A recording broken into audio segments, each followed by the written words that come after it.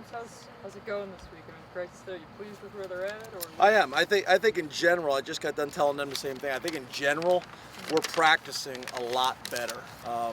Our scout teams have improved dramatically. The quality of our scout teams, which is forcing us to practice and compete at a high level. That was, to be honest with you, that was a struggle years 1 and year 2. I'm really pleased with our Tuesdays and Wednesdays and things like that. So we're making good progress. I like how we're working. I like their approach. I think the Mondays have been good too. Players on their own have been coming in and watching film, and guys taking leadership roles, Gaia and Kabinda and McSorley and a bunch of guys. So John Reed, like always, that's been something that's been really important for us this year as well. James, there's a lot of fanfos about the number 12 ranking in the college football playoff poll. How are you handling that internally, with your guys? Yeah, Iowa's won the last 9 consecutive road games. I think the longest or second longest streak in the nation. They're 15-3 on the road in their last 18 games. Iowa has won the last 4 meetings when Penn State entered the game ranked. 2010, Penn State was ranked number 22. I think they won 24-3. 2009, Penn State was ranked 5th. They won 21-10. 2008, Penn State was ranked 3rd. They won 24-23. 2002, Penn State was ranked 12th, and they won in overtime 42-35. So this is a challenge. Coach Ferentz is 8-4 against Penn State. So our focus is on Iowa.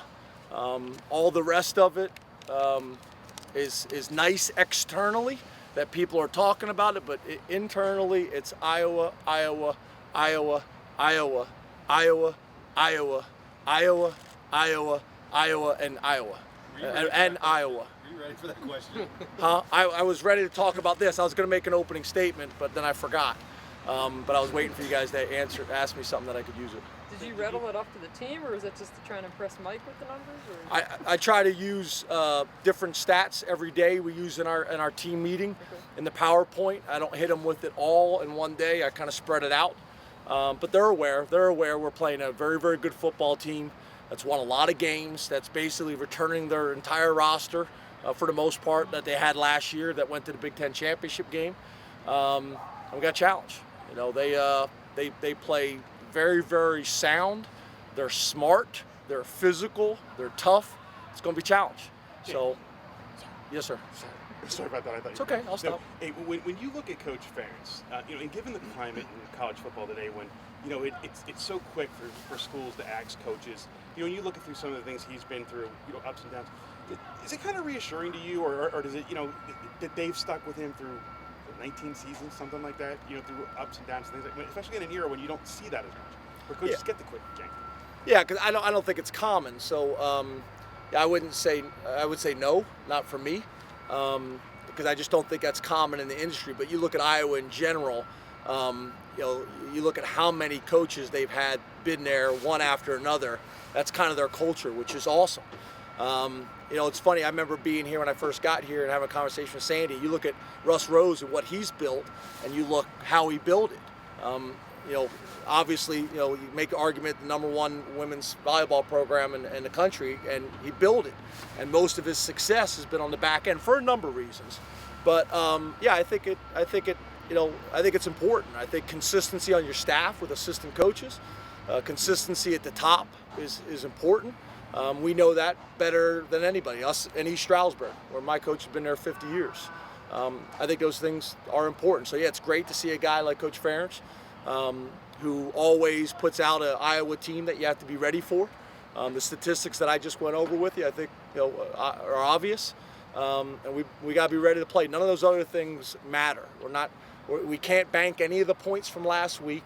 The ranking is not going to get us any points. We got to go out and play really good Penn State football and have a huge home field advantage. Coach Franklin, so you've gone up against some talented cornerbacks this year, guys like Will Likely. What have you seen on film from Desmond King, Iowa's corner?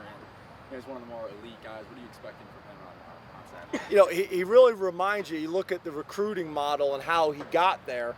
That's who he is. I mean, he was a running back. And that's how he plays. He's got a physical aspect of his game. He's strong. He's a playmaker when he gets the ball in his hands. Interceptions returned for touchdowns, big punt returns, big kick returns. That's what you see. You know, a lot of people recruit the high school running backs and move them to corner. And that's what you see with him. He's been very, very productive. He knows the system inside and out. He's very comfortable in the system. He hasn't had the same type of production this year, but that's because he's got such a strong reputation, people are choosing to stay away from him. But he's still having a huge impact when he does have a chance to make a play, and then, like I said, the special teams. James, I know that the athletic department released a statement earlier today on the Big Ten Friday night games. What are your personal thoughts on that possibility for Penn State and then also for the conference to expand? Yeah, I think, you know, whatever the Big Ten feels like we have to do to put the conference in the best position to be successful, that Penn State and myself we're supportive of that. We're not, you know, going to do home games, Friday night home games here. You know, Saturdays are really special at Penn State. Makes a lot of sense for us, high school football. All those things. So you know, I think we may play some road games and things like that. But you know, I think there's a number of schools that kind of had different opinions on how they would like to handle it. And what's nice is the Big Ten has allowed that. It's not like this is what we're going to do across the conference. They made sure they got enough schools that were supportive of it that it was going to work. So I'm appreciative the Big Ten didn't force it on every school, and you know, it can still make sense for the conference overall. You mentioned East Stroudsburg. You've known Brent Pry for a long time. What does it mean to you if he gets more recognition this year than maybe he has in the past? What's happening? Yeah, it's awesome. I mean, I'm happy for Brent. Brent's a guy that came up in this business, you know, with his dad. You know, no different than when you recruit high school players that are coaches' kids. They've been learning football their whole life. Was a very, very successful coordinator. Actually, when I hired him and Bob at the same time, they both were very, very successful 1AA coordinators. And then he's been in a co-role for a number of years, but I was always very confident that when he stepped into this role, he would do a really good job.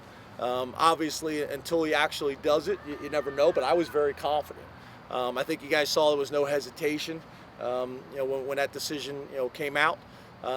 And I'm happy for him. He's doing a good job. I know he's having a lot of fun. He's great with the kids, with the young men that we have. You know, he does a really good job. So I'm happy for him, and I'm happy for our program and all the assistant coaches that are doing a good job. I think Tim Banks has stepped in and provided a role very similar to how Brent was in the past.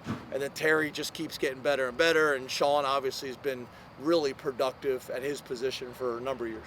Are you guys at a point with Brandon Polk where if you haven't seen him at this point, you consider a red shirt, or what's it been like for him this year? Obviously playing a lot as a freshman. Yeah, I thought we had already come out publicly that it had been reported a couple different places that Brandon's red shirting. For sure. Okay. Yeah. And what's the conversation like that with a guy? I mean, because obviously everybody when they red shirt, it's kind of a little different. But for him having that experience.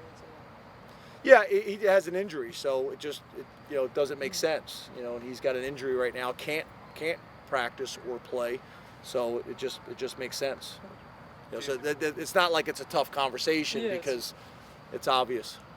James, you mentioned earlier this week, Coach Limecover saying I was thinking of the same thing as 5 years ago, or that far back. Has he brought something different this week? Perhaps preparing for Minnesota, just in terms of his familiarity with the program versus what you guys have had. Yeah, I think when you can hire a coach as experienced as Coach Limegrover, been a coordinator for so many years, been an offensive line coach for so many years, and then on top of that, he's got tremendous Big Ten experience, which for us and for me, you know, we're still learning and growing every single year. Kind of all these different locations, all these different stadiums, what the locker rooms are like. Kind of the playbook on all these coaches. Each head coach kind of has a playbook of who they are with their identity, and then the same thing with offense coordinators and defense coordinators and special teams coordinators. You know, Iowa has a playbook in terms of how they do things, a model of how they do things, and obviously Matt's experience helps with that.